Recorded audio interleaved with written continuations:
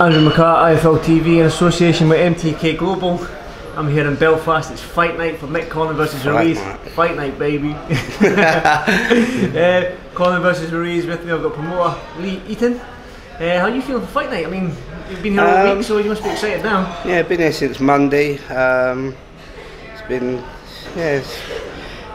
today's a bit, my stomach's a bit spinning about, do you know what I mean? So obviously it's the biggest event to date that we've done as a company.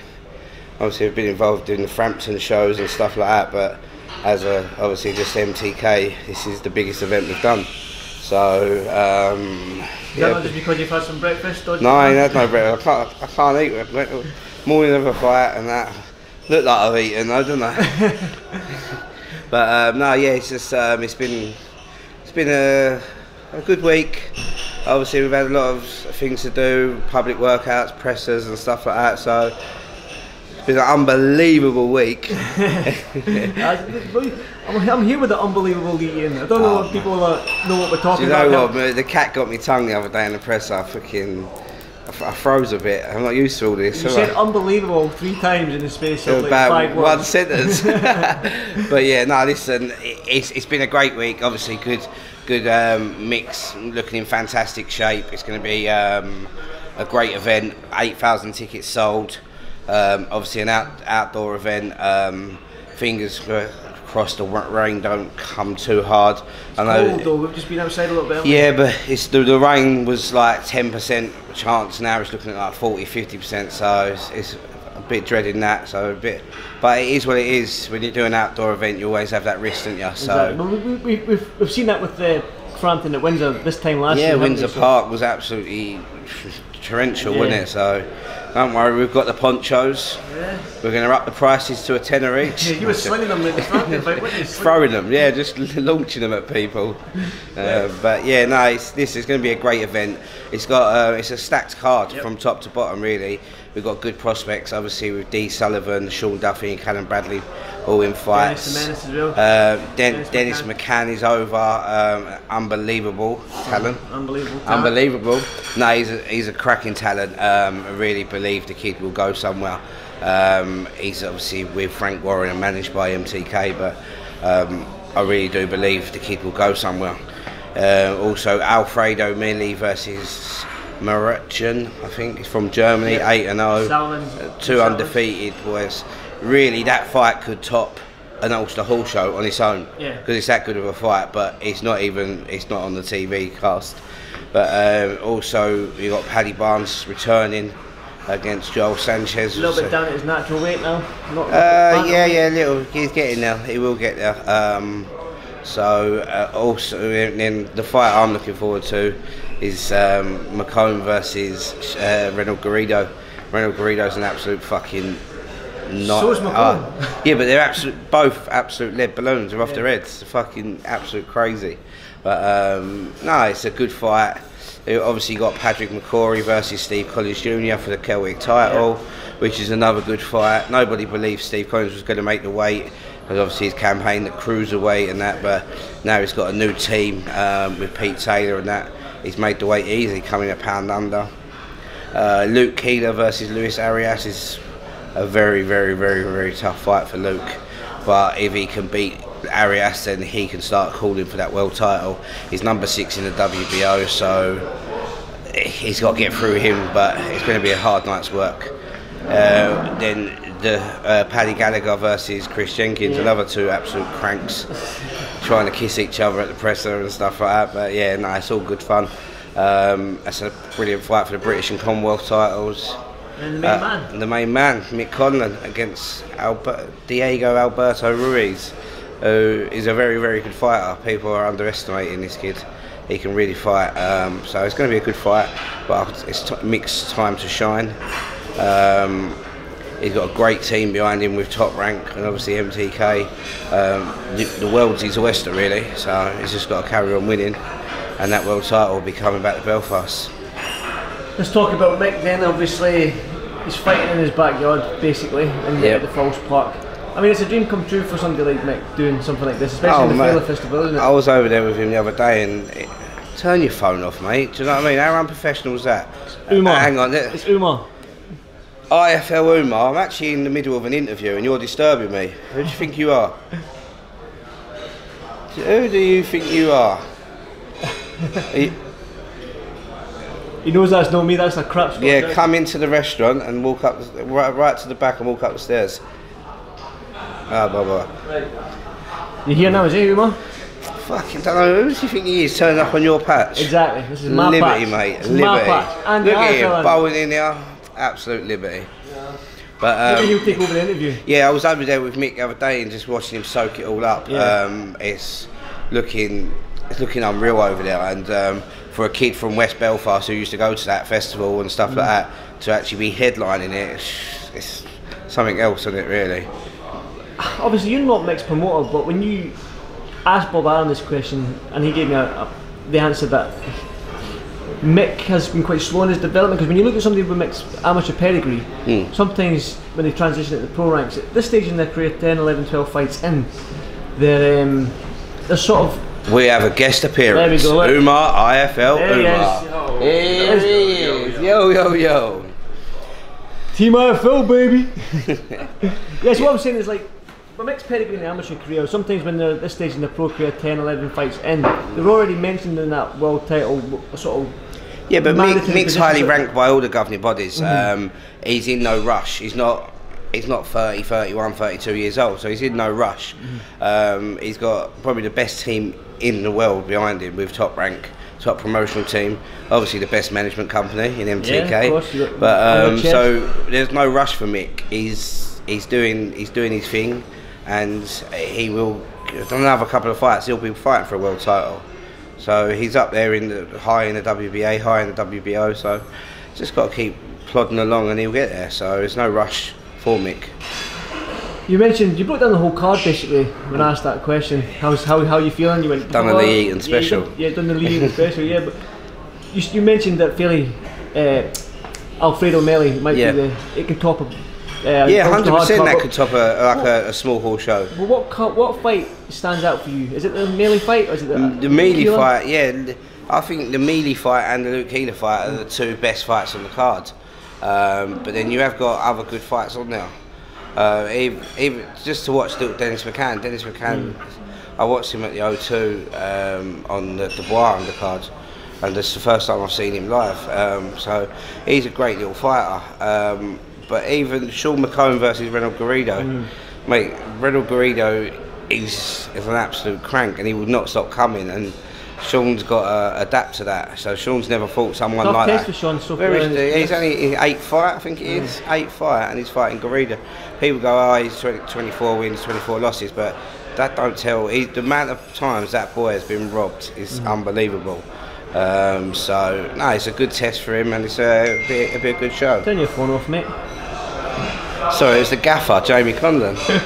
It's the big boss, yeah, so what's next for you? I mean, this is probably the biggest event you've promoted.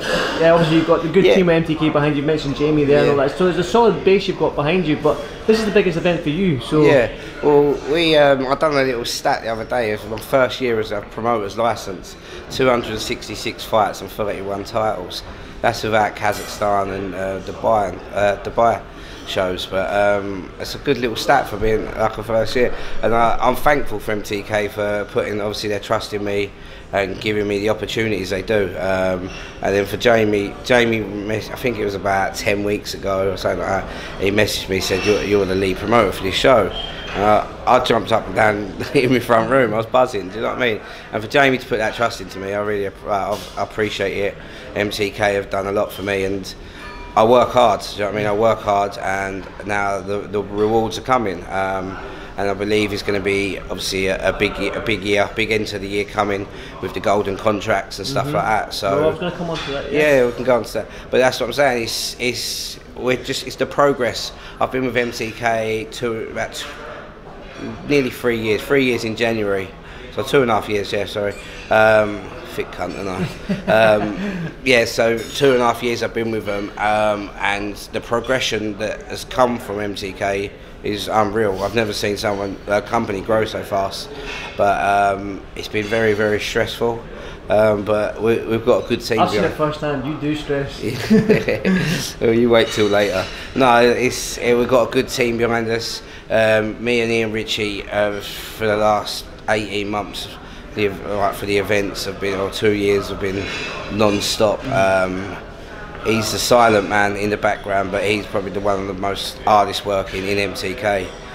People don't receive the work he puts in. You giving Ian Ritchie a shout out? Giving him a shout out. He's my brother, come on. He's my brother. Yeah, so there is a good team behind us, and I believe we're only going to get better. So it's flying at the minute. It's exciting.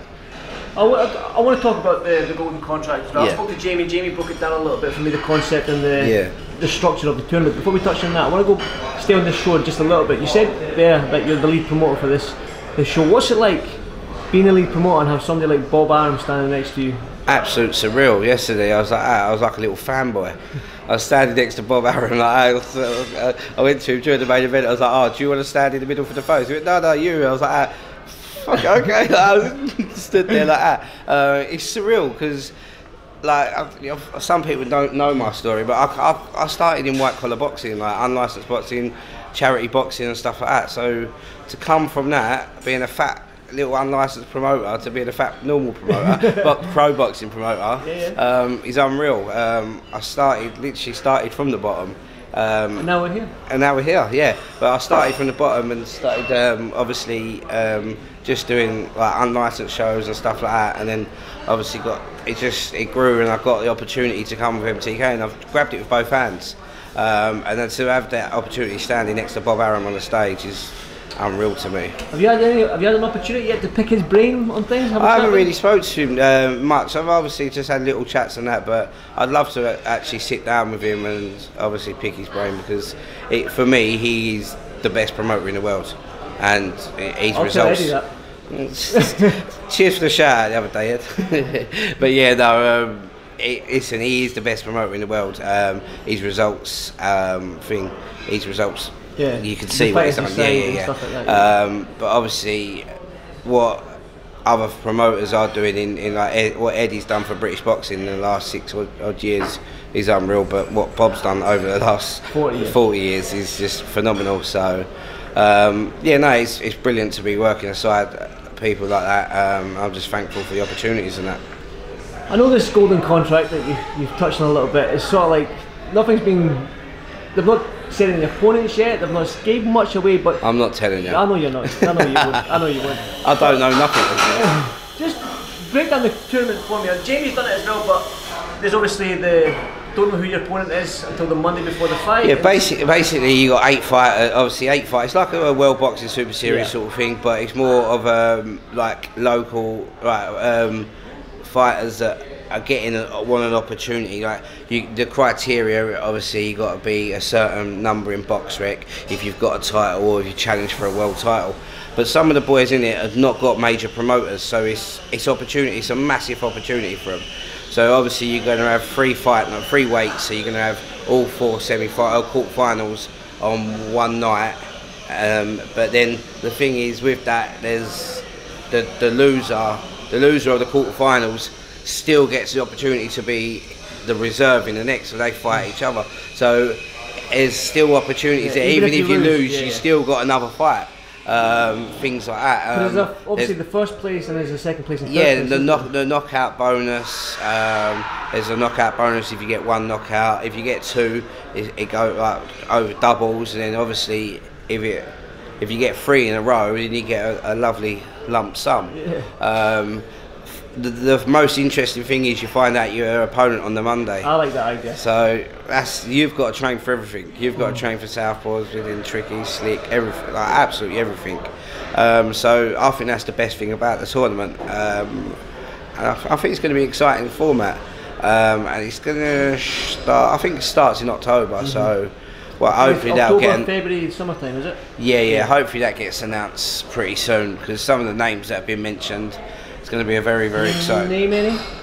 No, definitely not. I'll be getting my P45. Yeah, good stuff. You're saying the tournament it's just for like up and coming people, stands well. The big The winner gets to sign a huge promoter, doesn't he? Yeah, gets a 5-fight contract with yeah. the minimum of 6 figures in like the first fight, which that's what you're aiming for. Every fighter wants to sign with a huge TV promoter and obviously earn proper dough for their families, don't they? So you got to win 3 fights and then you get that, but it ain't going to be easy. But it's a great format, great exposure. I'm looking forward to it. Definitely. What's next for you? And then fight night tonight. Fight night tonight, and then I've actually got about six or 7 weekends at home. So, which is unheard of for me. I've never stayed at home for that long in the last couple of years. So, it's going to be good. What are you going to do with yourself? Just spend some time with family, my little boy Reggie. Have some time off and that. But then obviously it ain't time off because I'm still working, planning on the next shows. When is the next show for you then? Ain't been announced yet, but it's end of September in the north, so I can say. I'm in the north. Well, not too far north. No, I'm not disclosing any information. But yeah, no, because then we got the Golden Tournament starting. That's 3 weekends in a row, so that's going to be pretty hectic. I think we're all the way up to the end of December the 14th will be our last show. So 6 weekends off, and then we're going to go all the way through to December. So busy. And there's Umar there. He's probably itching to ditch his bag. Look at him. Umar, you haven't been interviewed on IFL TV yet? I know. Well, get Leo. Hi Umar. Hey. IFL Umar. Umar, how was last night at Liverpool? It's good. Great show. Yeah? Brilliant show. Yeah. Who was your fight of the night? Ooh, probably Conlan Harden Jr. But actually no, Fowler Road. Fowler Road. See, fight of the night. Yeah. IFL interview in IFL. Yeah, that's a first. Lately, as always, thank you for this fight. No worries, thank you very much. Good to see you. We'll see you for brandy later. Oh mate, the Hennessy's coming out. Good stuff, please. Speak to you soon, bud. Cheers mate, bye.